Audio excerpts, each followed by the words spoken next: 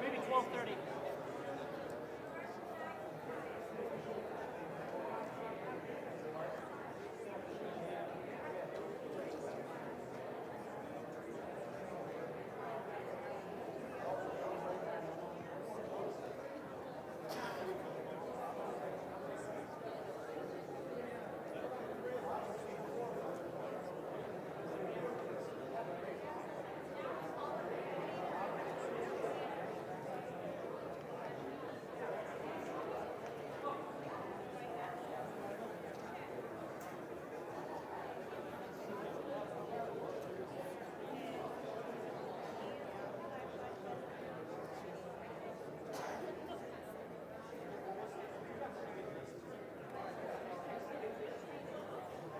I see Mr. O'Neill.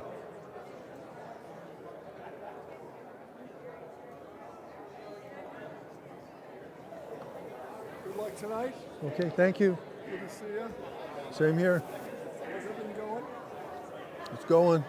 We'll see how it goes tonight. You had to do a couple of these in Gilbert, I think, if I remember right. I've been to all of these here too. Ladies and gentlemen, if you please find your All right, seats. good luck. Okay, thank you. We'll begin momentarily. Thank you.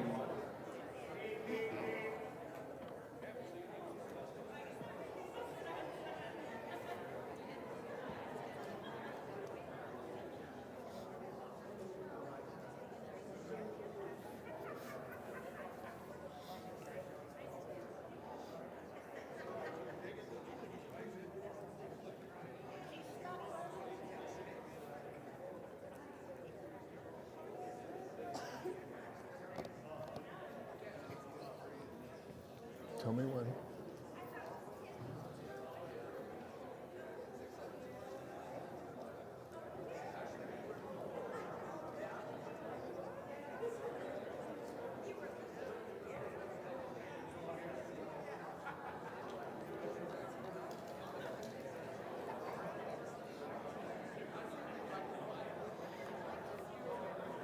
Let's do it. Okay, good evening, everyone. I want to say howdy to everyone. Welcome to Apache Junction Performing Arts Center. On behalf of the City of Apache Junction and the City Council and staff, and our host, the Apache Junction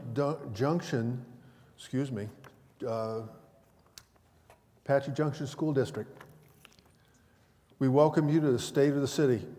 We're so excited to be back in Performing Arts Center after not being able to do this last year. It's good to see you all in person, and including those of you that have joined us online. Let's get started. First, we would like to stand and present the colors of members of the Junior Navy ROTC from the Apache Junction High School under the commander of retired Lieutenant Commander Gary Locke.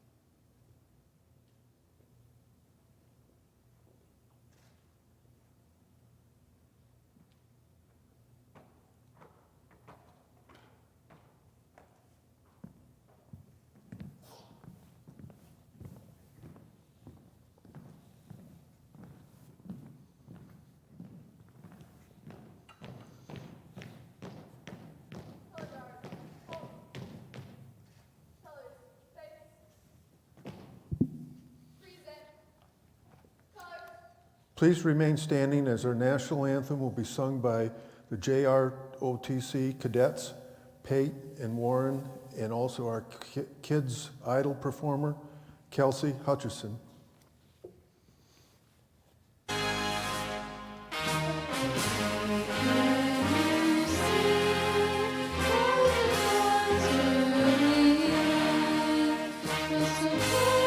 Thank you.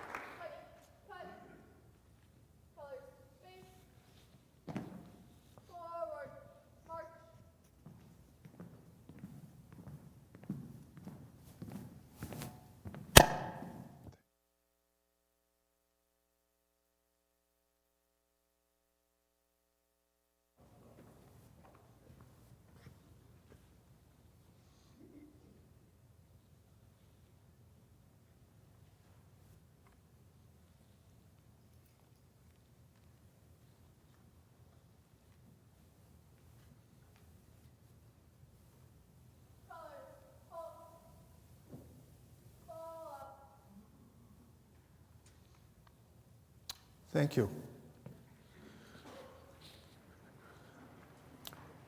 We are about to start our program, and we want to recognize a few folks first. As you know, there are many veterans living in our community, including yours truly. Let's thank them for their service. Will our veterans please stand?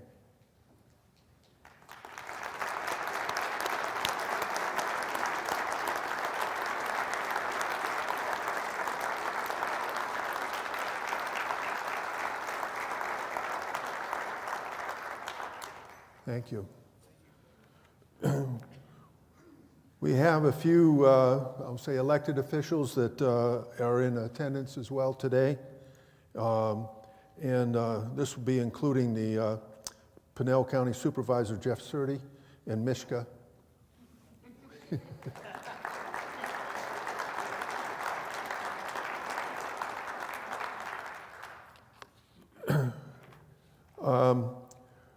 We have a few of our fellow council members also, and Central Arizona College representatives, the Apache Junction School District board members, the Superstition Fire and Medical District Board, the East Valley Partnership, members of the Phoenix Mesa Gateway Airport, should have that name down pat, members of our city board and commissions, the Apache Junction High School Student Council, and we have several city employees present as well.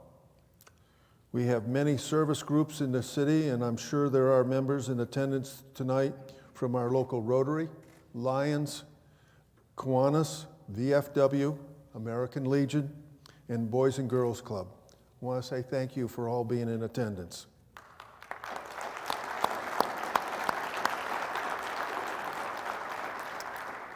We also have a couple of new folks to introduce.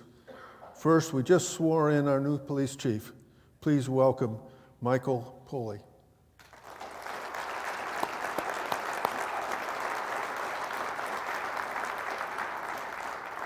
And we have the new fire chief, John Whitney. There we go. And our host, the superintendent of the Apache Junction Unified School District, Heather Wallace. Thank you.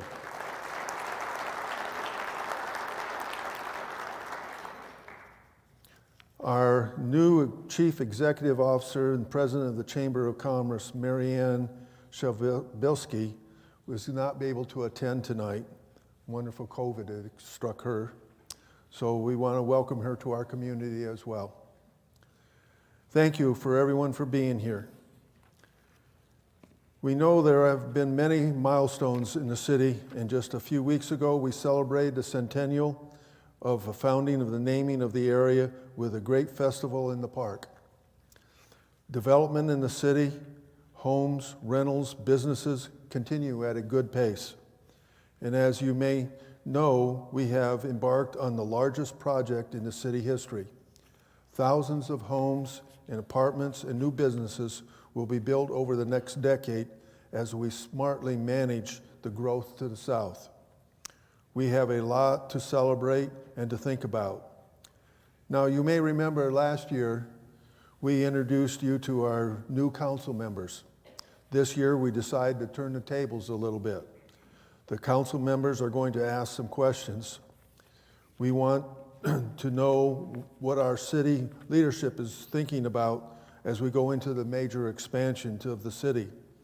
We will call it the Mayor and City Council Hot Seat. Our chance to ask our department directors to tell you more about the important issues that are facing the city. With the fabulous production from Matthew McNulty, here is what they have to say. Welcome, everybody, to the State of the City 2022 Mayor and City Council Hot Seat. All right, sitting on my hot seat, the first one is Brian Powell, City Manager. My first question is, what does annexation mean to the city of Apache Junction? So for us, Mayor, the annexation formalizes our jurisdictional boundaries between Apache Junction, Queen Creek, and Mesa. And this has been a discussion for over 2 decades. And now the prior city councils and current city councils can plan for and could establish growth boundaries and be able to control our growth. And for us, this allows for us to be able to plan and provide our unique stamp of planning in the East Valley. Okay, great. My next question is, how's this growth going to benefit the current residents? So for the current residents, first they need to understand that this growth will pay for itself. The community facility districts are in essence a property tax for the residents down south to pay for a proper and appropriate distribution of water, sewer, and roads. So the growth itself down there will be able to manage very well. For us that live up here in the northern part of the city, we're going to see the benefits of other amenities. Some of the growth will allow for park amenities to the south, trails that will provide connectivity, and I would say even opportunities for a greater interconnection of economic development that could allow for more jobs and greater opportunity for employment for our residents. Thank you. All right, for my second person representing the city is Economic Development, Janine Selly. And for my first question, what does annexation mean for the future opportunities for economic development? So economic development truly is about enhancing and growing the economic well-being of a community. So oftentimes that's done through high-wage job creation, retaining businesses that are already in your community, building good quality infrastructure that businesses and industry need to come into a community. And it's really about having friendly business policy at the elected official level. So there's a lot of things that go into it. I think the state land also being kind of a clean slate and just raw land, if you will, is going to give key stakeholders to really consider where employment corridors and where business parks make sense in the layout of the land. So it's really going to be critical for us to really set aside land uses that provide for great employment opportunities for our residents. Second one, what does business growth down south mean to existing residents? If all goes according to plan, what we hope that growth will bring are jobs closer to home. So for moms and dads who live in the community now and have to get in their car and commute into the metro area for their job and they waste an hour or more a day in the car, maybe they can spend that at home with the family and doing schoolwork or having dinner. And I also think it's really important that development isn't just occurring down south. There is a lot of good positive growth and development happening in the northern part of the city here. We've seen some new businesses come online. We've seen some businesses expand here in the city. I think we're also seeing a very important and critical component for the downtown core, which is the interest that we're seeing from higher density type of residential development that want to be in or around the downtown core area. And that's important for sustaining our downtown because the more, we all know the old adage of retail follows rooftops. So the more rooftops that we can bring into the downtown area will also help support our existing business community and also hopefully attract some additional new users so we can continue to fill in some of those infill lots that we have available in the north part of town. So I think our future is incredibly bright, but we are at a crossroads, and so we've got some decisions to make of how we make the best use and take the greatest advantage of the opportunity that we have at hand. Hello everyone, this is Vice Mayor Krista Rizzi. I am here with Mike Weaver from the Public Works Department. We've got him in the City Council hot seat. I think Zoom is really a great way that we've stayed connected through the pandemic, and I think it's a great way to show the community how we've continued to meet and how we've been able to keep the flow of getting together and having conversations in important meetings. So Public Works has been busy this past year. Can you tell us about some projects like the Delaware Drainage Channel, the light going in at Meridian and Baseline? Well, sure. On the Delaware Drainage Channel, we've been having erosion problems for some time, and we lined it this year, probably about 900 foot of channel lining. and that will eliminate the erosion. So pretty proud of that project. And the signals at Meridian and Baseline, we expect will be done mid to end of January. So a couple of projects that completed and are going on, and we also completed a couple stretches of Baseline reconstruction from Meridian to Ironwood, as well as doing Winchester to Tomahawk. Awesome. For Public Works, what concerns, if any, do you have about the developments to our south? Well, it's a good concern. We'll have the growth down there that everybody wanted, good developers to work with, but we will have some issues. We'll have to work with Mesa, Pinell County, Maricopa County on extending Meridian north from Elliott up to Baseline. We'll also be looking at widening of Ironwood from Elliott up to the US 60 in the near future. How and when does Public Works take over or begin to maintain those sidewalks and roads? After we accept the roads and infrastructure, then it's on warranty for a year. So basically a year after completion, we'll take over, and the first step that you'll see out there is just a light fog spray on the asphalt. But the developer will pay for that first application. But after that, then it'll be maintenance as normal. Well, Mike, it's really been great to speak with you and have you in our hot seat answering some questions that'll help the council and our community members. And we certainly appreciate the ability to use Zoom with modern technology. You gotta love it. Thank you. My name's Braden Biggs, council member here in Apache Junction, and this is my mayor and council hot seat. So everybody, this is Mike Loggins, the Water District Director. So welcome to my hot seat. Thank you, Councilmember Biggs. Absolutely. So do we have water, and where is it? So currently the Water District has plenty of water. When the Water District was formed, we roughly had about 3,200 acre feet of groundwater supplies for us. We also have roughly 2,919 acre feet of Colorado River water that is provided to the district here. As part of that, the district went out and leased Gila River Indian Community water, 1,000 acre feet of that. We're currently purchased an additional 817 acre feet of non-Indian agricultural water. The district also has been storing water underground for future use. So currently we do have an abundant supply of water here in Apache Junction. Awesome. So Mike, for the folks who may not know, what is 1,000 acre feet or an acre foot of water? So an acre foot of water is roughly 1 foot of water covering the entire acre parcel. So in water language, that's what we consider 1 acre foot. We roughly have that 7,400 acre feet of water available to us for future supplies. So how much water do we currently use, and how much are we allotted? So currently we use about 1,800 acre feet of water here in Apache Junction to service all of our customers. So we have an additional roughly 5,000 acre feet of water available. In terms of units, that's about 15,000 additional units we can build here in Apache Junction.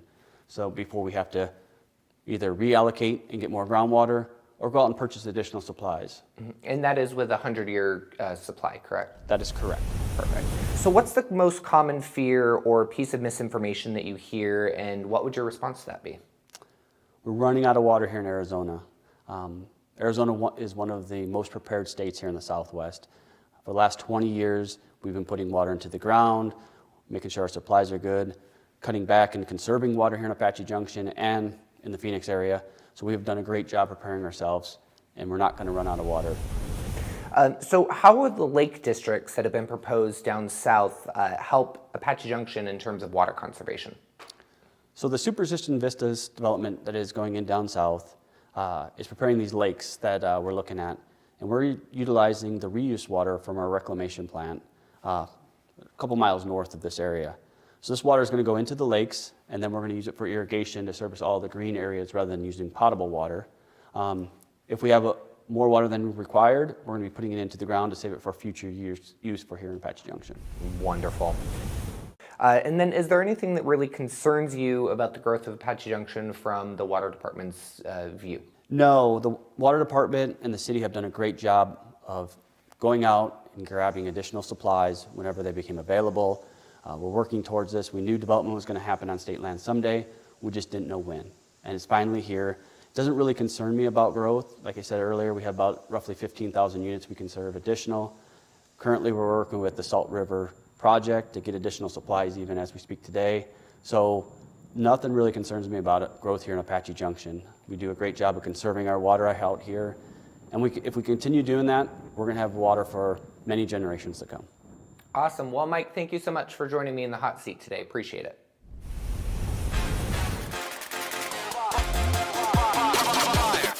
I would like to welcome to my hot seat our Chief of Police, Tom Kelly.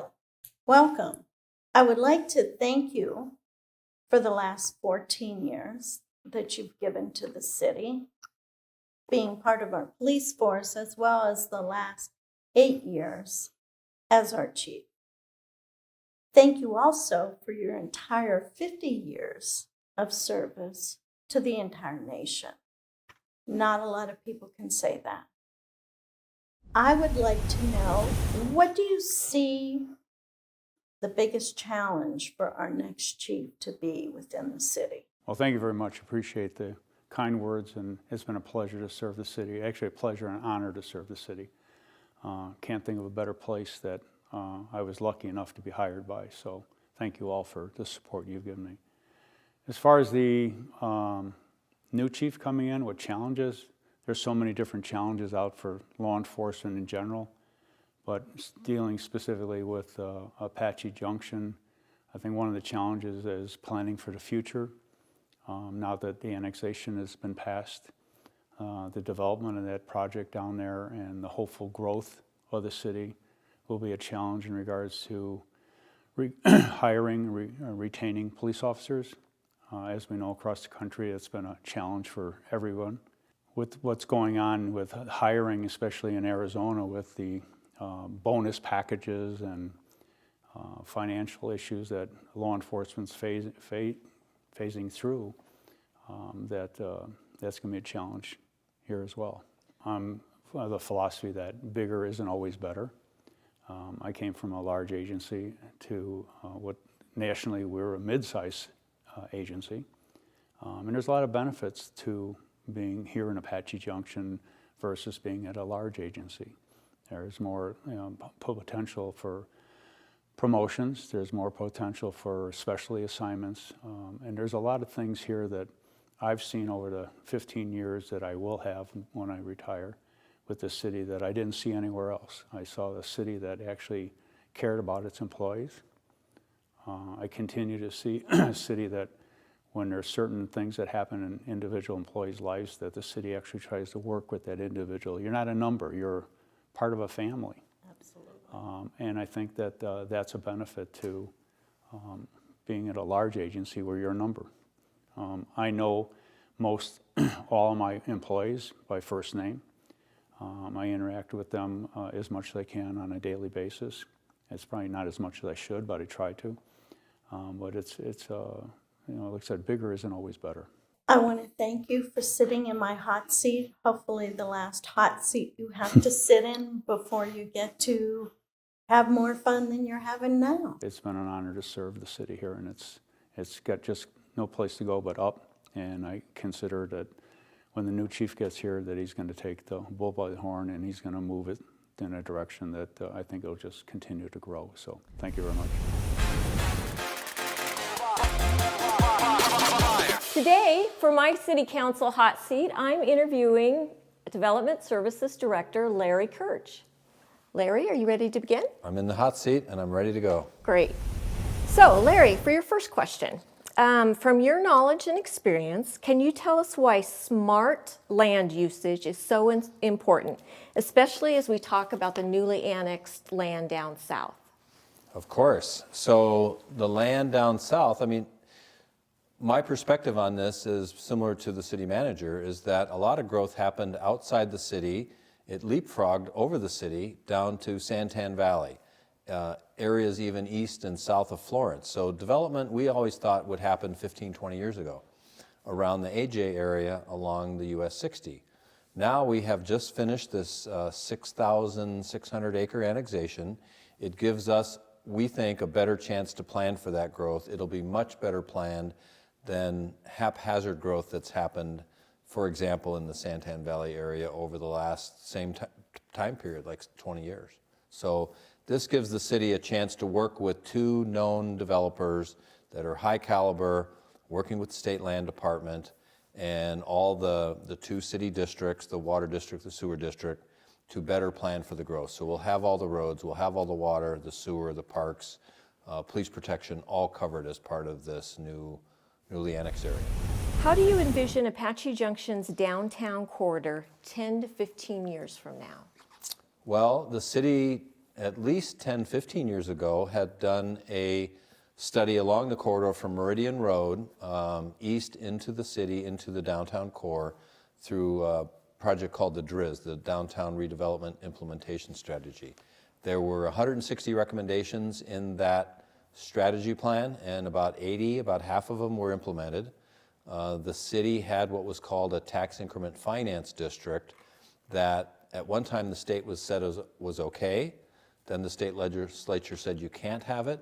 So there's 49 other states that have what's called a tool, it's a redevelopment tool called tax increment financing. Without that tool, a lot of the impetus and funding source to help redevelop downtown kind of went away.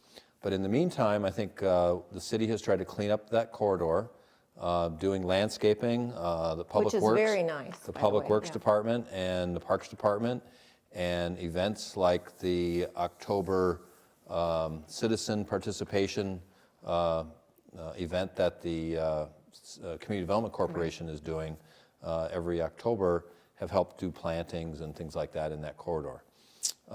So 10, 20 years from now, I think the city really has to think ahead 20 years from now, just like the question you're posing, is what do we want the city downtown to look like 20 years from now? We're getting a lot of development proposals in this downtown area, and my feeling is the city really needs to do a downtown master plan so that developers can be assured of what the city wants, the citizens can have an input into what they want their downtown to be, so that 20 years from now we can say, yeah, we were thinking 20 years ago about what this was going to look like. Okay, Larry, here's your last question. How has the Development Services Department prepared for Apache Junction's future growth?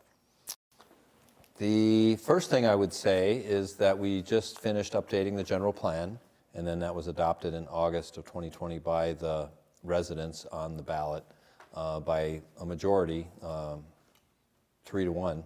Voted in favor of the general plan. So that is the building block for a lot of what we do through planning and zoning. We've updated all new building codes, so we're now on the 2018 code. We went from the 2006 code to 2018. I think that is certainly going to help this get us ready for all the development, because we're going to see our permits basically triple. So we're going to go from 1,000 permits a year to 3,000 permits a year. We're going to need more building inspectors. We've added a new permit tech. We've just added a assistant building official, if you will. So staffing wise, we kind of staffed up for the zoning piece of it. Now we're staffing up to make sure that we can handle those new 2,000 permits a year. Thank you so much for being in the hot seat with me today, Larry. And you provided us with a lot of good information, and I look forward to the future of our city. Thank you.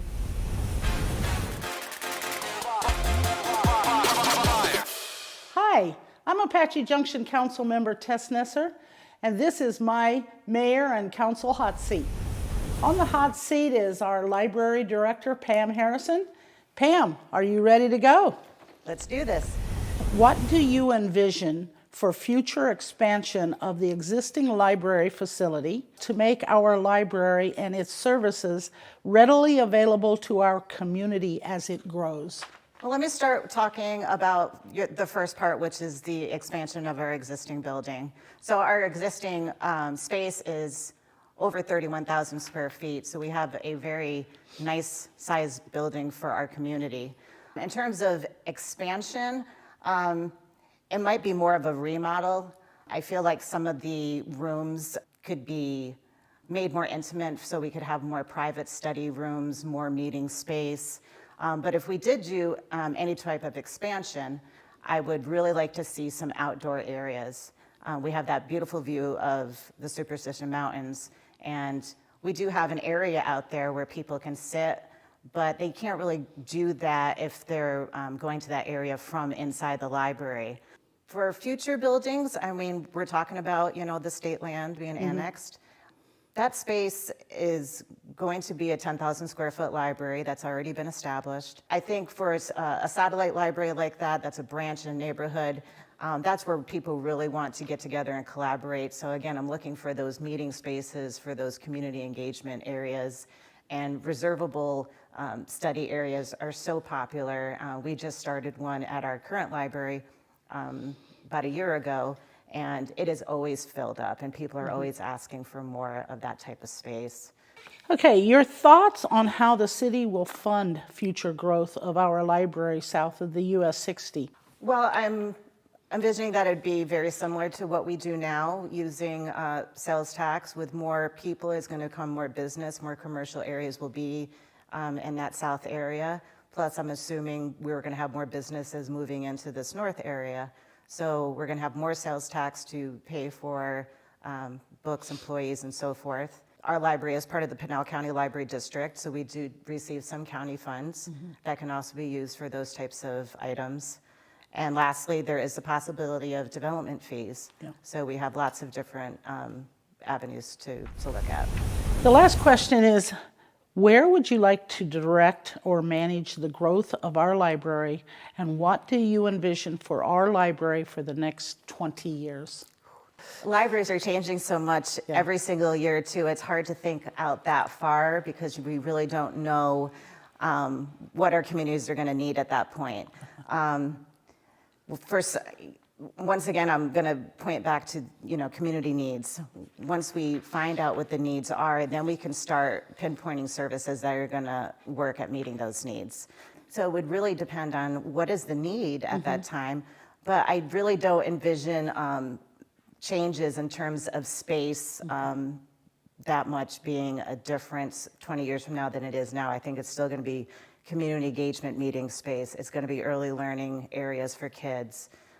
It's going to be digital resources. It's going to be mobile shelves where you can move things around so you can actually create different spaces for different types of events. Anything that is going to make it easier for the library to achieve its goals by working with the community and addressing their needs. Well, Pam, thank you very much for your answers today so that the public knows where we're headed. And I want to thank the public and ask the public to get involved with the strategic plan that Pam talked about. We want to know what you want at your library. So come and get involved and let AJ's Library be a leader for your community. Thank you very much. This is Councilmember Robert Schroeder, and welcome to my Mayor and Council hot seat. On my hot seat today is Parks Director Liz Legenbach. How you doing, Liz? Great. You ready to get started? I sure am. Parks and Recs are looking to acquire the rodeo grounds through BLM. How is that going? It's going really well. As you well know, it's a pretty lengthy process. Any types of federal lands, it takes quite a bit to get those funded out or plan to give back to other property owners. And so right now, we are in the process of getting that land appraised. Every step we take in this process has to go through the state level and then on up to the federal government and back on down, which is what causes it to be quite a lengthy process. So we hope to be getting kind of that bottom line cost here pretty soon. And then we'll be sitting down with council and sharing all the options and looking to see what we're going to do next. With all the growth going on, is there any talks within Parks and Recs that you're going to start working under your own master plan? Definitely. So actually one of the items within the city's general plan, within the Parks and Recreation section, talks about giving us a goal of having our own Parks and Rec master plan as one of the items that we want to complete in the next couple of years. So again, as you said, the general plan is very general. And we want to look at specifically what are the parks and programs that we want to be planning for the future. We have actually already started those conversations with our Parks and Recreation Commission. And then this spring, we hope to be sharing some of that information with the public, getting their feedback and finding out what it is that they'd like. Our Parks and Rec Master Plan will have several goals. Number one being what do we want to be growing towards? What are the amenities we want to see coming to our community? But number two, making sure that our current facilities and programs are safe, that they're maintained well, and that we have a plan for keeping those in the fabulous condition that they already are. And then finally, part of that plan is developing a plan for our revenue sources to make sure that we have several different funding sources to kind of keep us sustainable. So here's an opportunity to speak a little freely. Are there ongoing projects or completed projects that you want to talk about? Our biggest project right now that the community is aware of is our dog park, and we are excited for that construction to be completed sometime in early 2022. That has been a long time coming. Our community has been asking for it for over a decade, and there's a lot of different people that were involved in making that a reality. We are partnering with the county, and the dog park will be on the northeast corner of Superstition in Idaho, and we're super excited about its opening. In Liz's words, what do you see for the future of Parks and Rec?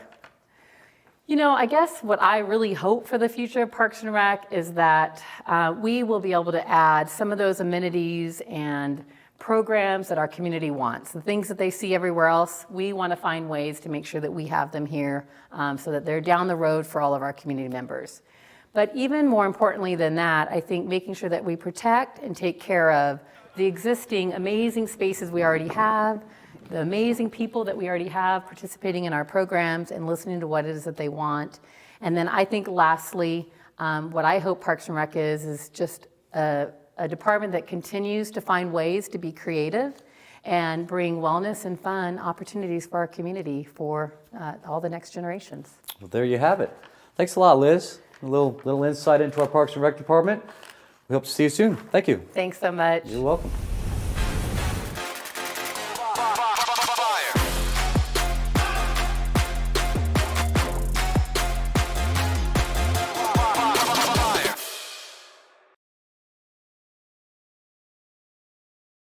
Thank you, Matthew, for such a wonderful video.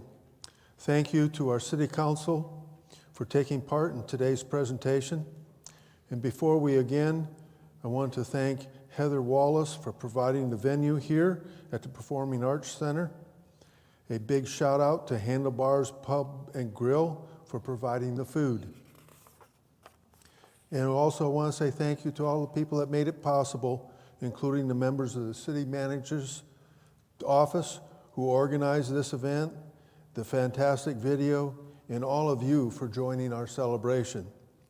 Thank you to all our city employees who continue to make Apache Junction a wonderful place to live, work, play, and own a business.